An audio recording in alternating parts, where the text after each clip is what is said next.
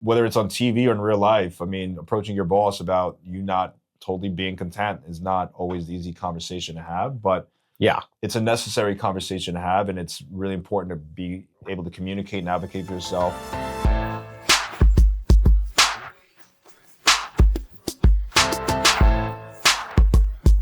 I have the good fortune of working adjacent to Jordan here at SERHANT, so I get to see some of the magic happen, but I figured it'd be good for us to sit down and learn more about you, your past, and I think what was really cool was this season, I feel like you got a lot of great time on the show, and people got a real window into who you are and your history. Absolutely. Right, because that's very different.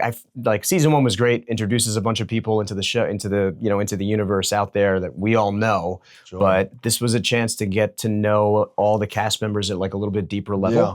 And I feel like you were up there, like, what is it? You're now like the most Googled person on the show besides Mr. Ryan up top. Huh? That's what I'm hearing. Yeah. That's great, man. I don't see the data, but yeah, it's humbling. Well, thank you for joining us today. So let's start with the show. Sure. Tell me about season 2. What do you think? Yeah, it's been incredible. I feel like it's just getting started, honestly. Like, it's very cumulative. Like, I'm hearing from people every day that they just watched it for the first time. Yep. So it's like we're in that thick of it all. But no, I think it's been amazing to me, like New York, the business, our office, my career, just being able to expose my brand in front of a global stage. I mean, I could never really, want more, I guess. Like, like where do you go from here, It's hard, man. I feel like that's a really rare opportunity. And I think one thing you said makes a lot of sense is that, like, when the first season came out, there was like all this nervousness of like, oh, is it going to do well? People are going to watch it. Is it going to be good, right? And now it's compounding in a way where the momentum feels, it's funny because you don't think like it'll be the beginning of something in the second season, but it does feel like, wow, now this feels like a show that's got some legs. Right. And this is going to keep going. Depth, yeah. Right? What does that feel like for you guys, man? You've been working on this for years. Yeah. It's been, I knew about this around like 2020, 2021. We're in 2026. Yeah. Right. So we've done 2 seasons, but this has been like 5 years of like, pretty hard work and a lot of patience and like, kind of just knowing how to stay ready is really the hustle with this stuff. Stay ready so you don't have to get ready. Mm-hmm. Because who knows? I could be filming literally tomorrow. They hit the go button pretty quick. I remember that last year. Yeah. Like, you kind of smell what's going on. You're like, you're not acting normal, but like, it came in. Hey, Friday we're ripping and have everything ready, and that's the business, right? Ultimately. But yeah, I think it's been incredible for everyone to really, I think, expose who would have known that my life would be on the major stage in Hollywood. That's kind of incredible. So it's crazy too because all these reality TV shows over, call it like the last 15, 20 years, like it used to be, like it started as like, oh, there's this other category of TV. And then it's like, oh, well, like it's really popular. It's getting more popular. There's a few more shows. There's real estate shows. Now it's like, it's arguably the primary thing that people watch on television, right? Like reality TV has become so dominant today. Yeah. And people love it. And obviously you were kind enough to mention me in a clip that has gone all over the place, and we've posted it. You know that, Ravi. And I appreciate that so much. So thank you from the bottom of my heart. But what was really interesting, I posted a video about that scene saying like, that scene actually resonated with me. Forget my name and all that stuff. That was cool. That's the selfish part. But what I thought was interesting was, like you felt raw emotion in that scene from both you and Ryan, actually. And that was really surprising because I know both of you, right? So to see you guys there, know you're not acting, right? Like this is real. Right, yeah. This is how you guys really feel. And to see it in your eyes, your body language and everything, it felt raw. And it was very cool to watch. And it was enthralling, right? So I remember, I think I texted you about that. I was like, that was the best scene of the show. Yeah. That's what I'm hearing, yeah. Yeah, dude. So tell me what that was like though, like building up to that, because there was a lot of tension. Yeah. Right. And it took some time for it to get there. But you were, one thing I really liked, you were very straight up with Ryan. Like you told him exactly how you were feeling and why. Yeah. And there's a lot of history behind it. I think that's why me and him really clicked too, because, there's a lot of people that come at SERHANT and think they can just like play the game and work up the corporate ladder or whatever the idea is of like how to get there. Right. And like, I feel like a lot of that is not being honest. And I just said that if I come, you get me. I'm not going to bullshit you. Sure. I'm not going to sugarcoat things. If it's not good, it's not good. And I think that is honestly the foundation of our relationship, is that we have the celebrity who's been on Bravo and around the world for the last, 10 plus years. And I don't know what type of world that's created, but I definitely know that it feels like he appreciates me being candid and frank. But then more than that is, yeah, those conversations are tough. Like whether it's on TV or in real life, I mean, approaching your boss about you not totally being content is not always the easy conversation to have, but Yeah. it's a necessary conversation to have. And it's really important to be able to communicate and advocate for yourself. And ultimately, like, I think that's what you guys are seeing, is those business conversations that honestly, like, even in those conversations, I'd rather cover anything else sometimes. But Right. like, that's what goes on behind closed doors in this job, right? People see the big deals, they see the multi-million dollar, transactions, and they don't really know everything that goes into building the company, building your brand, and then positioning yourself, and then getting able to get leverage or get the next opportunity, because you're only as good as your last deal, right? Yeah. But I think we're able to still see eye to eye on many things. We're still in the midst of a lot of other stuff, that we're straightening out, and I think ultimately, like, our relationship should stand the test of the fire here. Sure. But yeah, it's been tense, it's been hectic, and like, never thought that my little humble beginnings of coming to the office every day would be on the TV for people to sort of speculate about. But what you see is really what you get. Like, Yeah. I just said I'm not going to go into this with any type of ulterior motives or to try to control who I am and so on. Like, I'm like, those who like me, great. Those who don't, could care less, right?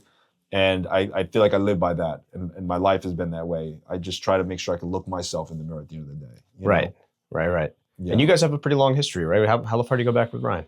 So, I mean, we were just doing deals in the past, right? Like, I was called to be his first agent here at the company when he started, but I have like a previous history of being like an operator, being in management. First agent? First agent. Amazing.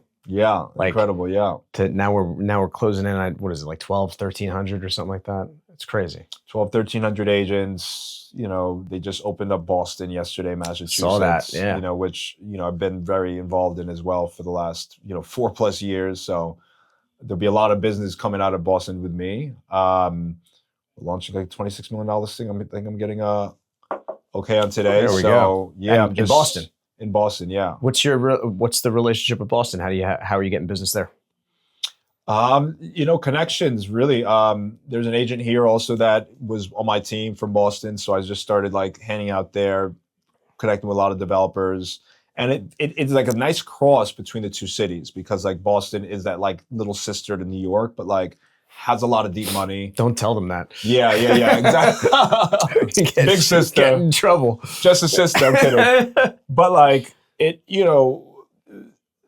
that market, I feel like, is very synonymous with our market and the trends and how it moves. Yeah. And like the academia, right? Like the medicine, just like the affluence in Boston's just so heavy, and it's just a couple hours away. So it just felt like my next like synergistic move. Like, everybody's going to Miami. What about Boston? Yeah. And a lot of money comes here for a variety of reasons, but there's a nice like link, I think, between the two cities too. Well, there's a few industries that are just heavily anchored there, right? You get pharmaceuticals and some tech, and obviously a bunch of major law firms have hubs up there or headquarters up there. I mean, Boston is an underrated city. Very underrated, I think, in the United States, right? Because it's smaller, but it's a really beautiful Very place. dense. My wife went to Boston College Law School, spent a lot of time up there. It is gorgeous. So, I mean, I'm kind of jealous if you have some opportunities to work up there. Yeah. Well, maybe let's do a deal. I'd love to. Get you up there for a weekend, yeah. I would rather be in Miami because I don't like the cold, but sure. Yeah. I'll go up there in like July. Mariella's. That's like the hot spot. Oh yeah? Yeah. I don't know We'll do enough. a whole, yeah. All right. We'll get you out for a night out. All right, sounds good. So let's go back to you and Ryan though. So you guys, he reached out to you to come join his non-existent company at the time, right? About to be a company. Me and Ryan used to go either do deals or like meet head to head. Like, there's a couple listings I've taken from him. I mean, as much as he's taken from all of us, right? But like, we've always been like just like on each other's radars, really cool. Say that we work. He wanted me to work on some new devs and everything back in the day, but I had like my own thing going on that was like really special at the time, and Sure. like it just the timing wasn't right. And he came back. He's like, "Yo, I got this company, and like you're my first puzzle piece," you know. So that was kind of really cool to see. And then we just hit the ground Pretty running. amazing, right? Years later, looking back on that. And we came and it was a 15-minute meeting, and we just the good thing about Ryan and I, at least when things are good, is that we don't have to say a lot. It just clicks. Like I look at him, he looks at me. Pause, not like that, but like I didn't say anything. No comment. That's fine. But like it's just 2026, annoying, man. right? It's all good. That's funny though. That speaks volumes about the relationship, right? Yeah. Like the depth of trust. Trust, yeah, Yeah. exactly. Yeah. All right, so Jordan, let's go back to that. Yeah, To that scene. What? so much cut. What's that? I said so much cut too. So much was cut. Interesting. Got nastier, yeah. Tell me about it, man, because like we only got to see a fraction of what happened. Sure. We saw some of the underlying tension, which was, it seemed like you felt like you were being overlooked, right, for certain opportunities at least, and that there was this long, we just talked about this long-standing history Sure. that you've had with SERHANT, with Ryan, Right. with the company, being the first agent recruited, all that stuff. Like, walk me back through that. What was going through your head when you first started having that conversation with Ryan?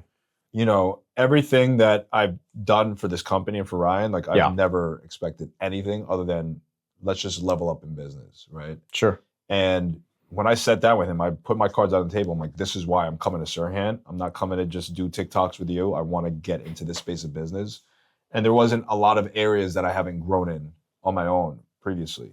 I've had teams that done $500 million in a year, right? So like, it wasn't to get leverage just because Ryan can help like create, your career. Like I've already had a career. I've already done really cool things, but this was just one area that I felt like in institutional new development, it was like you're going to Corcoran Sunshine, you're Douglas Ellen in marketing, you're at Terra, Yep. you're at Kligerman, and there's SERHANT, like these like kind of young kids on the block that like felt like me and like was more my brand and so on. So that was clear. And Ryan was like, listen, help me out in these ways and I'll help you out in all these other ways, right?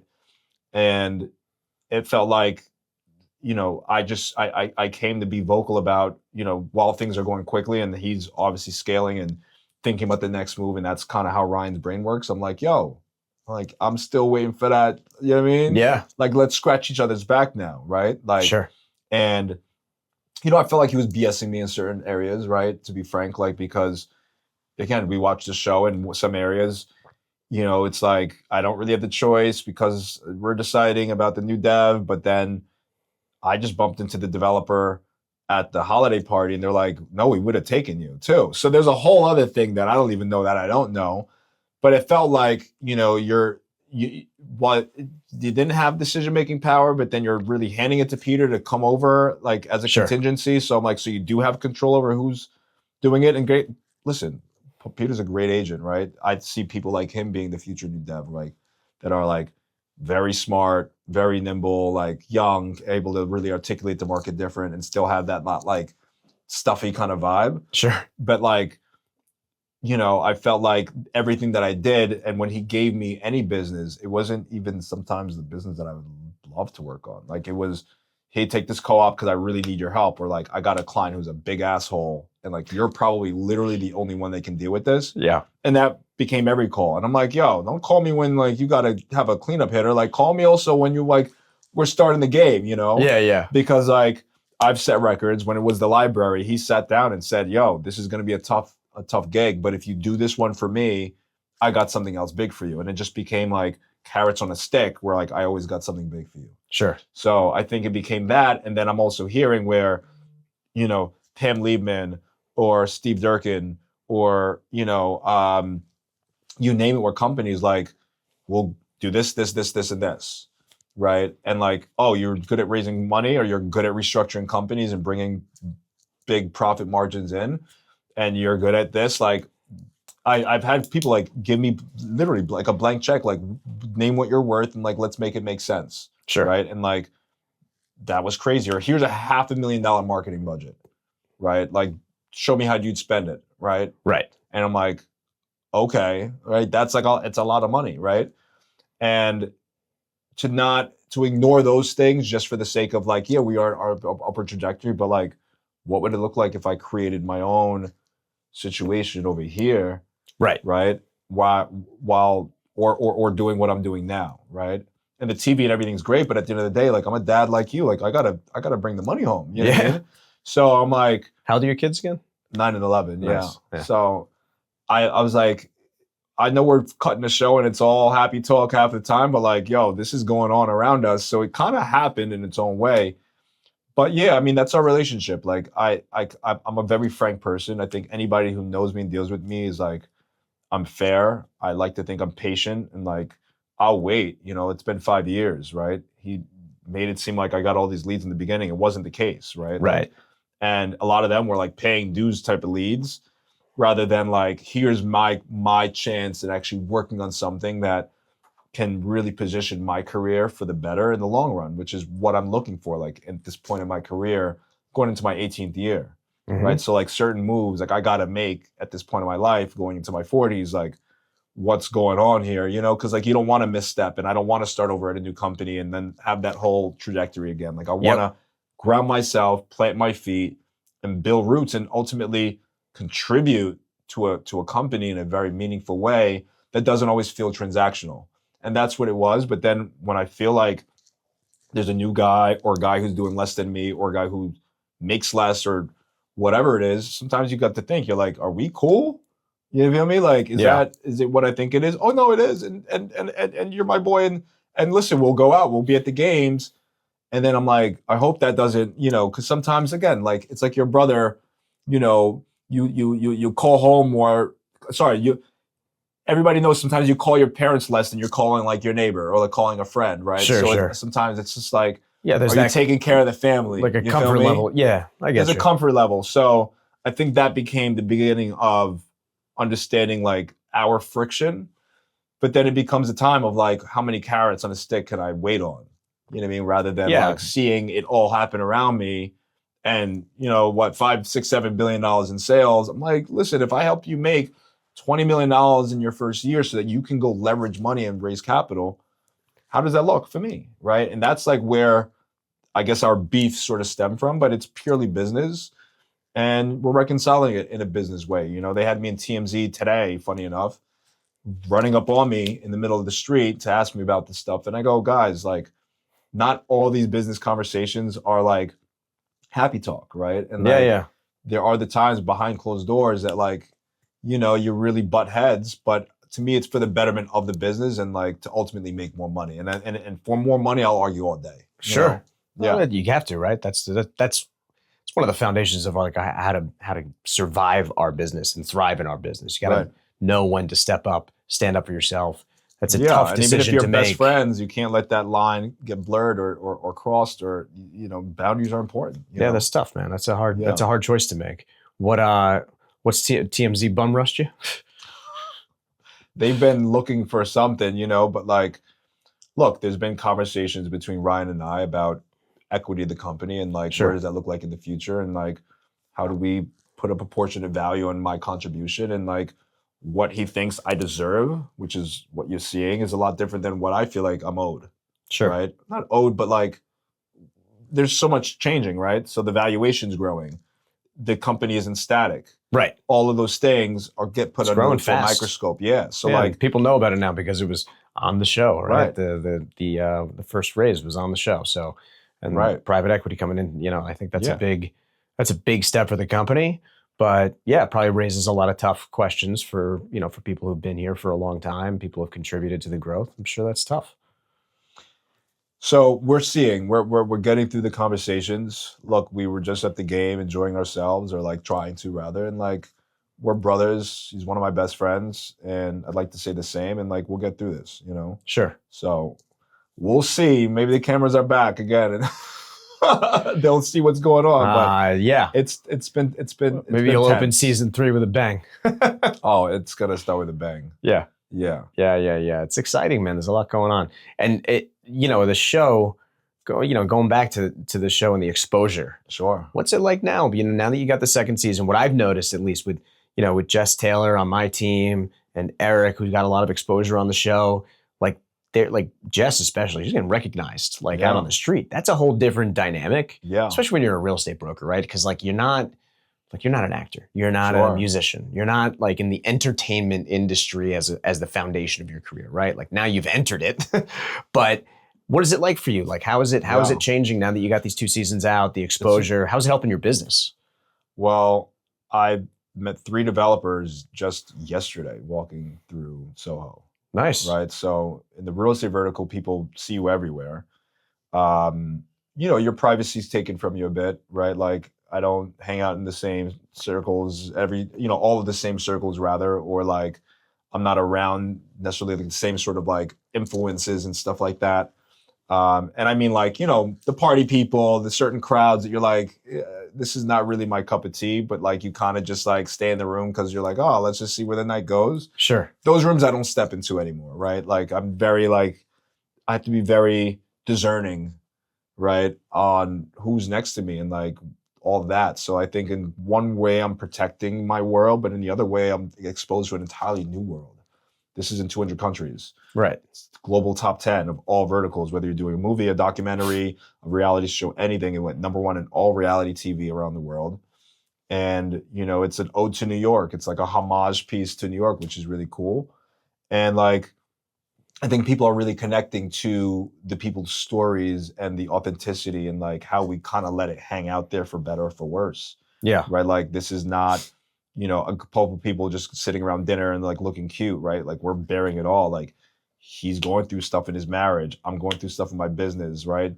Like people are dealing with getting thrown off of projects and like getting fired out of here. Like this shit is real. This is not a, No, it's no joke, man. That's it's a roller coaster. It's a roller coaster, but that's our day. That's our lives, right? Like real estate has to be one of the hardest things that anybody will do because you're on commission, you don't have healthcare, you don't get days off. Yep. Your most profitable days are days that everybody is off, whether it's Saturday and Sunday. And then like, there's half of your buyers are gone for a quarter of the year during the holidays or during the summertime that they're not even here. So you're just fighting for transactions. And then you're dealing with a very highly tense purchase that is a long buying cycle. And you're dealing with the sharks and the sharpest people in New York, in the world, here in New York, that, are very critical. And it's like a small community of brokers that are demanding crowd. Yeah. Yeah. And like, you get your face kicked in, any given day of the week, but that's the standards that we play in. And that's the ball pit that we play in. So I think people are seeing that, and that's incredible because I wasn't acting, and I'm getting that recognition for being myself and being received on being authentic. It wasn't like I created a caricature or I'm acting as a person, so I have to kind of stay in that, like, what's Batman if he ain't Batman, right? You just get to be Jordan. I just get to be Batman. Yeah, exactly. All right, so you got this new platform. Let's talk about how you're leveraging it on social media. What's it like now? Like you were one of the early adopters when you were at LG. Investing into tech and social and marketing on those platforms, the digital marketing platforms. How do you see that stuff now? And what is it like for you to be like, how are you leveraging it on social now? Well, I mean, I think just social media as a whole has really controlled the conversation on like what brands are actually going to continue to dominate or, dissolve really, right? Like I'm finding that those who have taken their social brand serious are going to be the founders for the next $1 billion IPO companies. And we see like these 20-year-old billionaires, like your Kylie Jenner or your Hailey Bieber, who I've known actually since an infant, to see her become like, like have $1 billion company. And yeah, it's fame, but it's a lot different than fame because it's really building that like cult-like following that like will always serve you. Like, is the community rallying around your business? And for me, it's understanding how to continue to connect with my community in a very synergistic way with what is important to them. What problems are they facing? What conversation are they going through? Are we both fighting the same enemy together that we can, I'm your shared voice, and like talking for people who aren't talking for themselves and having the courage to do that and like being the voice of that. And that's what I tell people is like, find your voice and who you're speaking for and like really talking and adding value based on the problems that they're facing. And if you do that organically, you're going to do as good as paid. So I'm seeing that a lot of people's organic strategy is trumping a paid strategy if the foundation for a paid strategy is not there. Sure. But the beauty about just performance media or paid search or social or CPC, whatever people say, digital media, is that like for me it's a function of utility rather than popularity, right? Like so your podcasts or these conversations or you updating people in the market, like that's a 15-second reel, but if I'm able to broadcast it and get 1,000, 10,000 people watching, whatever those impressions are, Yeah. that's scaling my conversation that I would have had to kind of bang the phones back in the day for. So you're totally right. I see Yeah. the same thing, man. I get messages now. I didn't know what I was getting into, like, starting a podcast, doing more social and TikTok, whatever. And we've had great success with it. And kudos to my team who's like helping put all that stuff together. We've got, great people supporting us, but it's like exactly what you said. When I hear agents or anyone talk about how they don't want to be on social media or they don't want to do it, I'm like, you're crazy. Right. Like, I get it. Like, you don't want to be on camera. Get over it because treat it like a conversation. Like, there's doesn't need to be anything. Like, we're not sitting here like looking at the camera. Like, it's funny because people they'll say they don't want to do social media, but if I say, do you want to do Owning Manhattan? It's a yes. Right. But then what are you seeing in Owning Manhattan? It's a distribution platform with a storyline about your life. Right. You could do that on Instagram and it's have the a same similar following. Mindset. And even then, this is not a get rich quick. Like, yeah, I have certain opportunities coming to me, but if I don't leverage it on another platform and another media that I can actually like now own the audience and be able to extract leads out of it, then I blew it again. So I still have to take everything I did on the show and still go back to Facebook, YouTube, Instagram, LinkedIn, and double down because that's where my network is hanging out. Right. That's what it's all about. It's how do I meet people where they're already scrolling, they already are. Yep. And it's not on TV commercials anymore. No. It's not on the billboards. What idiot watches commercials today? Exactly. Well, you got to pay an extra $2 a month to avoid them. Right. And people do. Pay the $2 a month. Don't have any commercials. But now you got to, how do I reach people, right? I can't. Right. I think paid advertising is one of the toughest things to figure out these days. Digital, paid digital, it's not organic is working better than anything. And maybe that changes. But so far, it seems like all these platforms are very supportive of that. And they're encouraging more like, instead of having paid advertising, they'd rather have people like you, people who have a voice on social, become the medium for selling products or services or whatever it is, like figuring out those partnerships. And it's a whole new form of media, right? And you definitely see like traditional media pushing back on it. Like I don't think like Hollywood executives are thrilled that a bunch of real estate agents fashion or whatever, right? Like we can have a size 0 model talk about makeup and do worse than a size 14 mom who's at home that is not even close to a model talking about how she felt good at her last banquet or something, right? Yeah, totally. Like that authenticity, connection, relatability is doing a lot better than the position marketing stuff. It's the authenticity. That's the big thing. That's what it is, people. And that's why that goes back to that scene too. And then like the whole season, people felt connections to everybody because you could see these were real feelings. These were real things that were happening. They weren't bullshit disputes. Right. And that's what hooks people. And it's the same thing for social, right? That's the authenticity. It's why some of these, like you have these newer podcasts with like actors, actresses, whatever. Some of them crush it. Some of them are terrible because they're not maybe authentic, right? Like people want to see real people having real conversations. And when you watch some of the podcasts that do really well, it's like these, you're like, I definitely went to school with like people just like these 2 or 3 idiots. And I love hearing them like bullshit or whatever. And it's the same thing, the moms on TikTok and Instagram giving tips about like how I deal with this for my kids or how I do, like just day-to-day life stuff. Like, what do I get at Costco? Those accounts, talk about being like a total 40-year-old dork at this point. I get so many Costco videos. It's like, here's what's on sale and how to find things at Costco. Here's a new screwdriver. I was like, I cannot believe where my life is right now, that this is actually on my feed. Yeah, right. But it creeps up on you. Yes, but that stuff is powerful, man. And you have this platform where you can leverage that. Yeah, and I encourage agents. It's like learn that because you as a real estate broker need to be the absolute best marketer possible and communicate with what tools you could be leveraging to help position position your properties in front of more buyers. Right. And in a very tactical way because sometimes the noise doesn't get out there. And that's when you want to do the paid search, right? Where you're like, or paid social, where you're really now amplifying a very niche topic to a very targeted audience that may not be like, again, Instagram knows where to serve your ad or serve your video because they're just trying to keep people on these apps, right? Like that's the whole thing is like the adoption and like the app time.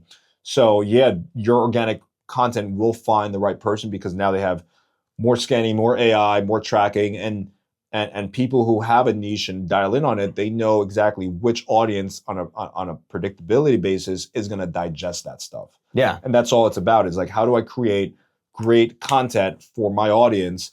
It doesn't have to be me showing off. It doesn't have to be inauthentic, but like, this is your chance to make, if you had a radio station, like this is your chance to broadcast your message. And I think people overlook the utility and the power of what this can do. It's tremendous. Free yeah. from your house and change your life. Like, at the end of the day, we're all becoming multimillionaires from this phone. Yep. Or from the TV screen or what happens to the phone. So I think it's very integral for people to use whatever medium, whether it's email. I've guys who are, have 400,000 people on an email. I just met somebody who has a 400,000 person email list, right? That's wild. It's incredible, right? Yeah. And they're selling courses and they're doing coaching. It's like, they write newsletters, right? And like people subscribe to that, right?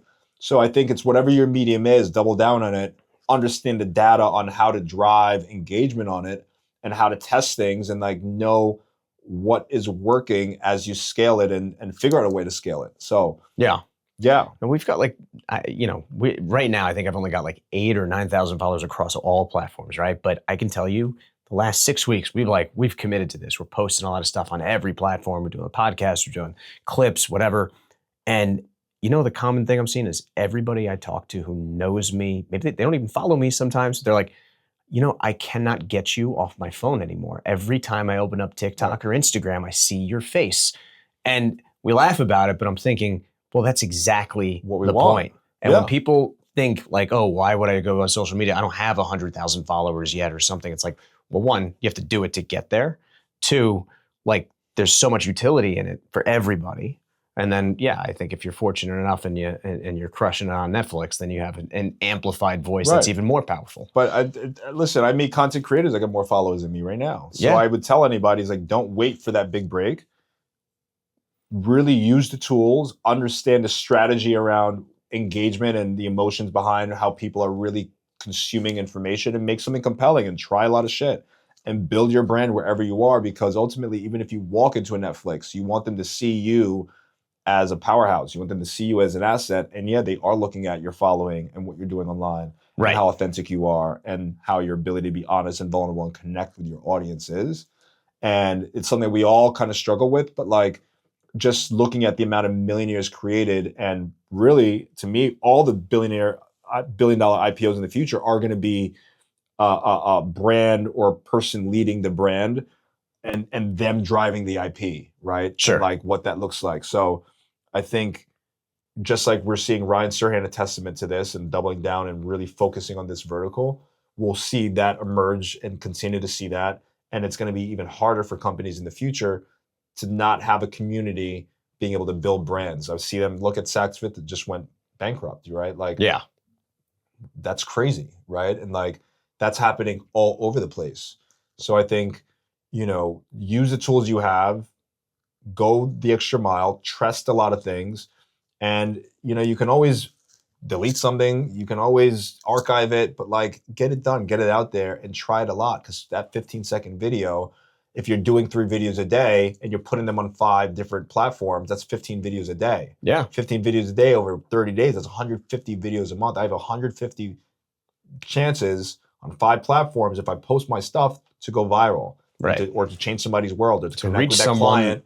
And like, I just met a $30 million seller. It's like, they never met me before, but they were compelled by what I put out there enough to actually pick up the phone and reach out to me. And so that's when I've always had the thesis that the internet is more powerful than any one person. And if we really work with it and understand the aggregate sites and social media, or like Google and Yahoo and Bing and the search engines, and like how to now bring that into like a really holistic marketing approach, you'll never go hungry again. I agree, man. It's we talk the way you're talking about it now, it's like it reminds me of hearing people talk about cold calling and like the old school sales tactics. They still work, but like it's a numbers game. Reach Right. more people. Reach more people. Like you either market yourself you either market yourself really well so people call you, or you got to pick up the phone and call people really well. Yeah. I don't know about other people, but I prefer to get the calls. So I rather get the video out than deal with the rejection of being on a cold call every day. Right. But either I hear way, you. rejection's a part of the game of selling. All day. Yeah. All right. Well, we like to end every episode here by asking, like, if you could share one secret with the audience, with people out there about what you do or your success, what is it? What would you say that is? My one secret to success is being a delusional level of positivity and really harnessing that, creating systems and being able to test systems, and like really just like I spend my day like really getting my spirit right. So like the morning is like very deliberate. It's about like declarations. It's about like really creating a expectation of having a successful day and expecting only the best stuff to happen for myself and letting the magic happen. Positive visualization, right? Yeah, Well, exactly. that's great stuff. So Man. I meditate, affirmations, vision boards. I have a coach that says, you're not journaling, you're missing everything. Right. And I was like, really? Yeah. She goes, that changed her life. And not for the sake of like reflecting, but like actually actualizing the stuff that you write down. Right. So like there's tools out there, right? There's systems out there. So I am one to kind of rely on all that rather than just like my motivation. I think also what I would tell people is like get in check with your identity, because even the word motivation can be conflicting if you're not really grounded and there's resistance in who you are and what you're trying to accomplish if it's not really a part of you. Sure. Right? Like a singer doesn't need to be told to sing, he just sings. Right? So it's the same thing in anything that we're doing. I think it's really important to start with the identity first, and then the actions will follow after.